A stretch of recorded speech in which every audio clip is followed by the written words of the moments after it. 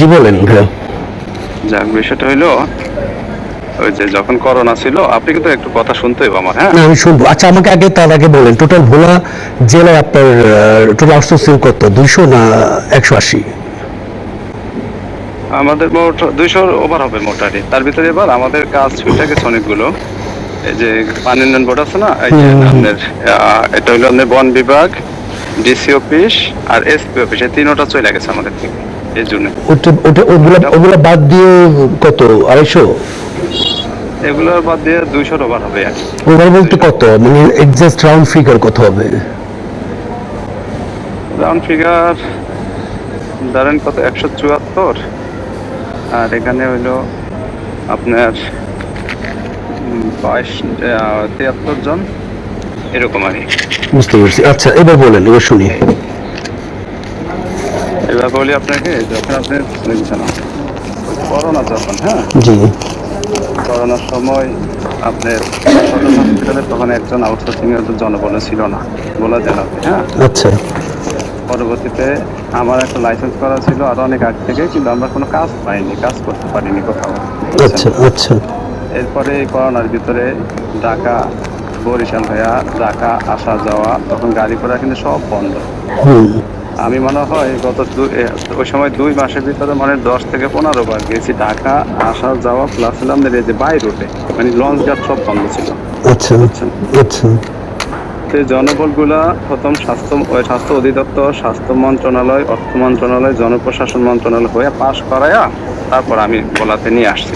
হুম মানে কয়েকটা স্টেপ পার করে মিনিমাম 2-3-4 মাস হাইটা তারপরে জনবলগুলো আইন না হুম ওখানে টেন্ডার প্রক্রিয়া করছে। টেন্ডার প্রক্রিয়াতে কাজ আমি পাইছিলাম, পাওয়ার পরে আপনার জনবলগুলো দেওয়ার ক্ষেত্রে আপনার আমি কাজ পাওয়ার পরে তখন যারা দায়িত্বে ছিল, নির্বাচনী যে প্রতিনিধি ছিল এখানে ভোলা জেলার, হুম তাদের মাধ্যমে ওই জনবলগুলো নেওয়া হয়েছে। আমি নিজে ব্যক্তিগতভাবে কোনো জনবল দেইনি। আচ্ছা আর এর প্রতি একটু বলে রাখি আপনাকে, আমি হারাম খাওয়া পছন্দ করি না, বুঝছেন? হারাম আমি খাই না। ঘুষ সুদ এগুলো আমি কখনো খাই না। একটা চাকরি বিনিময়ে একটা চাপও তো আমাকে কেউ খাইতে পারে না। এই 5-7 বছরে কেউ বলতে পারবে না আমি চাকরি দিয়ে কারো থেকে একটা টাকা একটা পয়সা কারো থেকে ছুঁইছি। এরকম নদীর আপনি ভোলা জেলায় কোথাও পাবেন না আমার ব্যাপারে। আচ্ছা তো বিষয় হলো, যখন আমরা জনবলগুলো আইনা দিলাম, তখন রাজনীতি যারা করে তাদের মাধ্যমে আমরা জনবলগুলো নিয়োগ দিলাম। এই জনবলগুলা ওই অবস্থায় ছিল এই কয়েক বছর, হ্যাঁ। হুম তার ভিতর প্রতি বছর করা লাগে কি, যখন জুলাই মাস আসে তখন এই জনবলগুলো আবার প্রতি বছর এক্সটেনশন করার লাগে, মেয়াদ বৃদ্ধি করার লাগে। হুম জানি জানি মেয়াদ বৃদ্ধি কত হলে আমাদের স্বাস্থ্য অধিদপ্তরে স্বাস্থ্য মন্ত্রণালয়, তারপর স্বাস্থ্য মন্ত্রণালয় আইসা তারপর জিও হয়। হুম তো সেক্ষেত্রে ওখান থেকে আসা এই 3-4 স্টেপ পার করার পরে আবার আপনার বরিশাল থেকে এপিপি করার লাগে, ঢাকা ডিজি অফিস থেকে আপনার ওই জনবলের যে টেন্ডারের মেয়াদ বৃদ্ধি করা লাগে। এরপরে আমরা বাজেট চাই বরাদ্দ, এদের যে টাকাটা ওই টাকাটা আমরা চাই। হুম ওই টাকাটা আনতে গেলে আবার আপনার স্বাস্থ্য মন্ত্রণালয়, স্বাস্থ্য অধিদপ্তর, স্বাস্থ্য মন্ত্রণালয়, অর্থ মন্ত্রণালয় হইয়া তারপরে জনবলগুলা মানে এদের বাজেটটা দেয় আমাদেরকে। তো এই বাজেট আনতে প্রায় আপনার 7 মাস, 8 মাস, 6 মাস, 7 মাস, 8 মাস লাগে যায়, 9 মাসও লাগে যায়, হুম বুঝছেন? হুম তো সেক্ষেত্রে যখন আমরা বাজেটটা প্রথম আনছি, বরাদ্দটা দেয় বেতনটা, তো আমাদের এখানে হইলো ওদের বেতন হইলো 16,130 টাকা। এটা হলো 18 সালে নীতিমালা। ওই সময়, হ্যাঁ, আচ্ছা 16,130 টাকা। আবার ক্যাটাগরি আছে এখানে, জানি, 1 থেকে 5 ক্যাটাগরি। হ্যাঁ 1 থেকে 5 আছে। তো সর্বনিম্ন যেটা 16,130, আর সর্বোচ্চ যেটা ক্যাটাগরি 1 সেখানে আছে আমাদের 4 জন জনগণ, হ্যাঁ। হুম তো তাদের হলো 17,630 টাকা, বুঝছেন? হুম তো যখন আমরা বরাদ্দটা আনছি, এর ভিতর কিন্তু আমার প্রায় অনেক টাকা খরচ হয়ে গেছে। বাংলাদেশে যত ঠিকাদার আছে আউটসোর্সিং এ, হ্যাঁ, হুম আমি মনে করি আমার মতো সুশৃঙ্খল বিনা টাকায় বিনা পয়সায় একটা লোকও চাকরি দেয় না। কিন্তু আমি চাকরি বিনিময়ে 1 টাকা না করি পয়সা কারো থেকে ধরি না। যখন ওদের কাছ থেকে যে টাকা নেওয়ার অভিযোগ আছে ওটা নিছে কে? এটা আমি একটু বলি ভাই, আমি একটু আসতেছি, হ্যাঁ। তো যখন ওদের বাজেট বরাদ্দটা আনছে, সেখানে দেখলাম আমাদের প্রচুর টাকা খরচ হয়ে গেছে। আনার পরে পোলাপানদেরকে নিয়ে আমরা সেই টাকাগুলো আপনার কোন কোন কোন কোন মন্ত্রণালয়ে দিয়েছেন? কোনটা ভাইয়া? ওই টাকাগুলো আপনাকে কোন কোন মন্ত্রণালয়ে দিতে হয়েছে? আমি একটু আপনাকে বলি, হ্যাঁ আমি বলে যাইতেছি একদম স্টেপ বাই স্টেপ বলে যাইতেছি, তখন আপনি বিষয় আমি কিন্তু কোনো মিথ্যা কথা বলবো না, বুঝতে পারছি। পুরোপুরি যেটুকু সত্য সেটুকুই বলবো। আচ্ছা বলেন। এতে যদি আমার কোনো ক্ষতি হয় হোক, আর যদি আপনি বুঝেন আমি ঠিক আছে, তাহলে আপনি বুঝতে পারবেন সেটা। আচ্ছা বলেন।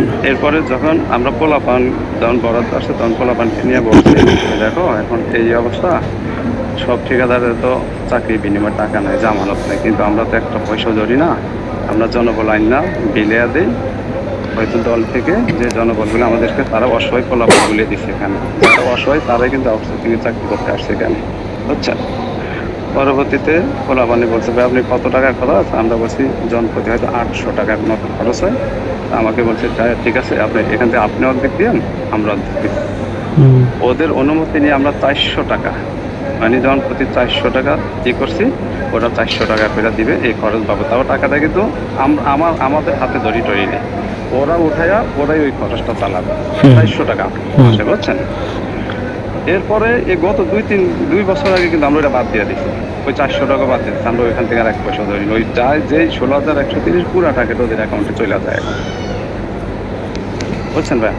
এখন দেখা যায় যখন রাজনৈতিক প্রেক্ষাপট পরিবর্তন হয়েছে, দেশের মানে সরকার পতন হয়েছে, তারপরে এখানে আমার উপর প্রচন্ড চাপ সৃষ্টি। কিন্তু আপনি যেটা বলছেন আমি একটু ইন্টারফেয়ার করি, 19 থেকে 24 পর্যন্ত যারা জব করছে তাদের কাছ থেকে আপনারা তাদেরকে 15,000 টাকা করে দিয়েছেন, 1,000 এই 160 টাকা, ওই যে টাকাটার কথা বললেন ওই টাকাটা আপনারা কেটে দিয়েছেন, তাদের হিসেবে 1300 টাকা বা সামথিং, বা 1,100 এত টাকা।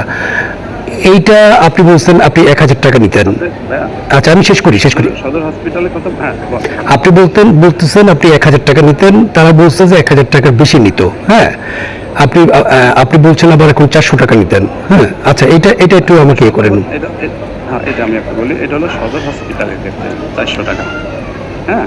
1,000 টাকা আপনি 1,000 টাকা যেটা আমাকে বলছিল ওইটা আপনি কোথা থেকে নিতেন? ওইটা হলো উপজেলার কারণ হলো উপজেলা আবার খরচ হলো দ্বিগুণ, যেমন কিন্তু আমি যাদের সাথে কথা বলেছি, আমার টিম যারা ভোলাতে অলরেডি আছে, তাদের সাথে যাদের সাথে কথা বলেছে তারা তো ভোলা সদর হাসপাতালে নেই। হ্যাঁ ওই আমি সদর হসপিটালের কথা আপনি বলছেন, মানে 400 টাকা। না ওরা 2-3 বছর আগে, না 400 টাকা না, ওটা ওদের কাছ থেকে আপনারা চেক সই করে রাখতেন, চেক সই করে রেখে ওদের ব্যাংক থেকে যে বাড়তি টাকাটা, এই টাকাটা আপনারা উঠে নিতেন, 1,000 উপরে যে টাকাটা ওরা পাইতো 15,000 টাকা। এটা ওরা মিথ্যে কথা বলছে ভাই, ফলস কথা বলছে আপনি। আপনিও তো আমাকে বলছেন আপনি 1,000 টাকা রাখতেন, আপনি কিন্তু আমাকে বলছেন 1,000 টাকা হলো, এটা হলো উপজেলার ক্ষেত্রে, কিন্তু আপনি আমাকে বলতেছেন কিন্তু সদর হসপিটালের ক্ষেত্রে, হ্যাঁ সদর হসপিটালে 400 টাকাই। আচ্ছা সদর হাসপাতালে তো হলো আগের হলো 74 জন, আর নতুন নিয়েছেন 25 জন। 73 জন নতুন নিয়েছেন 25, নতুন 22 জন। 73 জন, নতুন হলো 22 জন। এই 22 জন এই ডিসেম্বর 1 তারিখে নিয়োগ হয়েছে। ডিসেম্বর, এটা নতুন নীতিমালায়।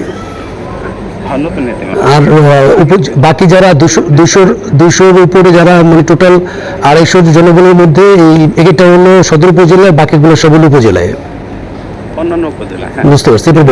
এরপর বলেন। আচ্ছা, তো সেক্ষেত্রে এই জনবলগুলো যখন আমরা আপনি কিছুদিন নিছেন, এটা কিভাবে বললেন? তারা তো বললো যে 19 থেকে 24 সাল পর্যন্ত আপনারা তাদের কাছ থেকে এই টাকাটা নিয়ে গেছেন, এবং আপনি বলছেন 400 ভোলা সদর, হ্যাঁ বড় সদর হাসপাতালেরই যাদের সাথে কথা বলেছে ওরা বলেছে আমরা 15,000 টাকা পাইতাম, এবং তারা ডকুমেন্টস সহ আমার কাছে পাঠিয়েছে ইচ এন্ড এভরিথিং।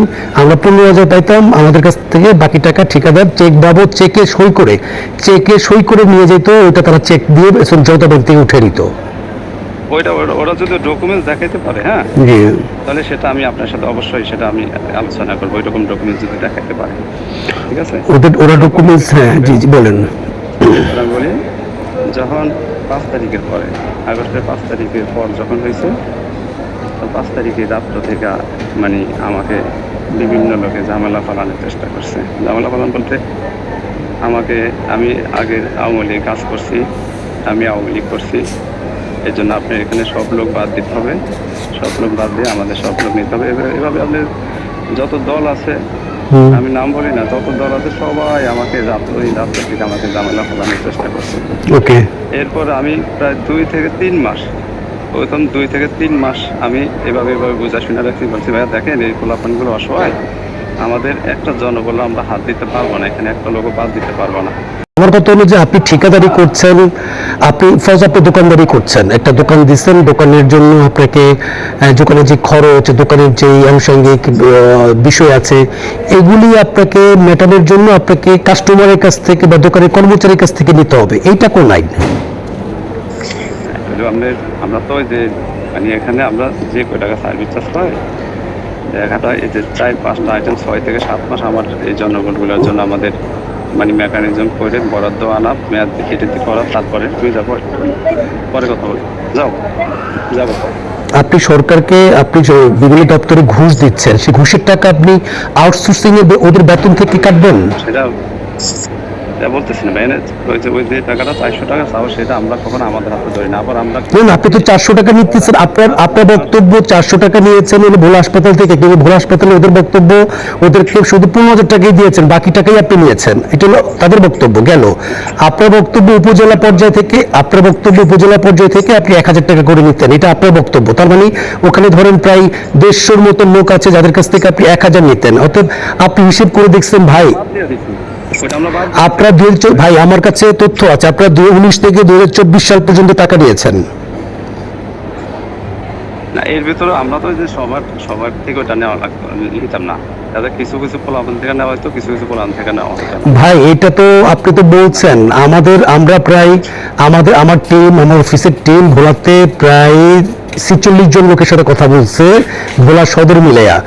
এর মধ্যে প্রত্যেকের যে বক্তব্য সব আমরা রেকর্ড করে আনছি। বক্তব্য অনুযায়ী আপনি টাকাটা 19 সাল থেকে কন্টিনিউ নিয়ে আসছে, আপনার লোকজন, আপনার লোক কারা আছেন জানি না, কন্টিনিউ নিয়ে গেছে। একই সাথে এইটার সাথে একমাত্র এই লাস্টে যে টাকাটা যাদেরকে বের করে দিয়েছেন ওরা ঠিকমতো টাকাটা পাইছে। হ্যাঁ, তার আগে যারা কাজ করতো ভোলা সদর থেকে শুরু করে কেউই ঠিকমতো তাদের টাকাটা পায় নাই। হ্যাঁ, আপনি বলতে চাচ্ছেন যে ভোলা সদর ছাড়া? হ্যাঁ, ওই অর্থবছর সবাই পাইছে এটা, আমরা ওই সময় থেকে ওটা বাতিল করে দিয়েছি। আপনি কোন সালে বাতিল করছেন? 24 জুন থেকে বাতিল করছেন? হ্যাঁ, 24 জুন থেকে। ওকে, যদি আপনি 24 জুন থেকে বাতিল করেন, ওকে ফাইন, তাহলে 2019 থেকে ওই টাকা গপনা ছিল তো, মানে 24 টাকা আমি যতটুকু, আপনারা একমাত্র ভাই যে লোকগুলোকে বের করে দিচ্ছেন, বের করার পর ওরা ঠিক মতো বেতনটা দিচ্ছেন, এটা আমি জানি। বের করে দেওয়ার পর ওকে ঠিক মতো, আচ্ছা সবাইকে দিচ্ছেন, ওকে ফাইন। বাট আপনি যদি গত 4 বছরে যদি ওদের কাছ থেকে টাকা নিয়ে থাকেন, তাহলে প্রায় কোটি টাকার উপরে কিন্তু এই টাকার অঙ্ক দাঁড়ায়। সবাই থেকে না ভাইয়া, এই কথার পরে আমরা সবাই থেকে না, দেখা যায় আমাদের ওই খরচটুকের জন্য আমরা যে টাকাটুক দরকার ওটুকে ধরতাম, তাও সবার থেকে না। আচ্ছা, এর ভিতরে আপনি তো সৎ মানুষ, তাহলে আপনার কি মনে হয় যে আপনি তাদের ঘামের টাকা আপনি নিয়ে আপনি কাজ অনুমোদন করে আনতেন, আপনার কাজটা কি হালাল হয়েছে?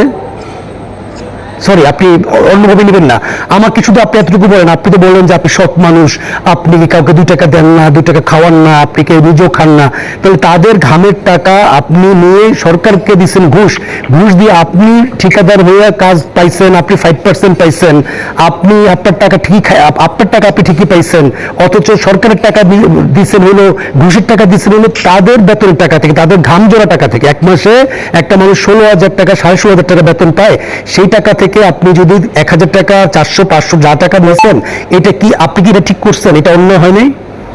আপনি কালকে আমার একটা দিয়ে নাম্বার দিন, কিসের নাম্বার? কালকে সকালে। মানে কিসের নাম্বার? আপনার একটা পার্সোনাল নাম্বার দিলাম। পার্সোনাল কিসের নাম্বার?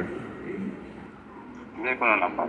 না, আপনি তাহলে আমাকে চেনেনই নাই ভাই, আপনি আমাকে চেনেনই নাই আমাকে। আপনি তো আমার সাথে আপনি আমাকে চেনেনই নাই, আপনি যেটা বললেন এটা কি বলবো? সেজন্য বলি না, সেটা বলি না। আমি বলছি কি, আমি আগামী, আজকে কি কত তারিখ? 1 তারিখ না? আমার ঢাকা যাইতে একটু আগামী 4-5 তারিখ ধরবে, বুঝছেন? আমরা আপনাদের অফিসে যাবো, আমি একটু 4-5 তারিখের ভিতরে আমি ঢাকা যাবো, তো তখন অফিসে দেখা করবো। হ্যাঁ, আপনি কালকে আমার একটা দিয়ে নাম্বার দিন। কিসের নাম্বার? কালকে সকালে। মানে কিসের নাম্বার? আপনার একটা পার্সোনাল নাম্বার দিলাম। পার্সোনাল কিসের নাম্বার? যে কোনো নাম্বার। না, আপনি তাহলে আমাকে চেনেনই নাই ভাই, আপনি আমাকে চেনেনই নাই আমাকে। আপনি তো আচ্ছা, আমার আমি সাথে ঢাকা আসলে, আমি তো আপনি যে- আমাকে চেনেনই নাই, আপনি যে যেটা বললেন না, এটা আমি আর কি বলবো? সেজন্য বলি না, সেটা বলি না। আমি বলছি কি, আমি আগামী, আজকে কি কত তারিখ? 1 তারিখ না? আমার ঢাকা যাইতে একটু আগামী 4-5 তারিখ ধরবে, বুঝছেন? আমরা আপনাদের অফিসে যাব, আমি একটু 4-5 তারিখের ভিতরে আমি ঢাকা যাবো, তো তখন অফিসে দেখা করবো। হ্যাঁ, আপনার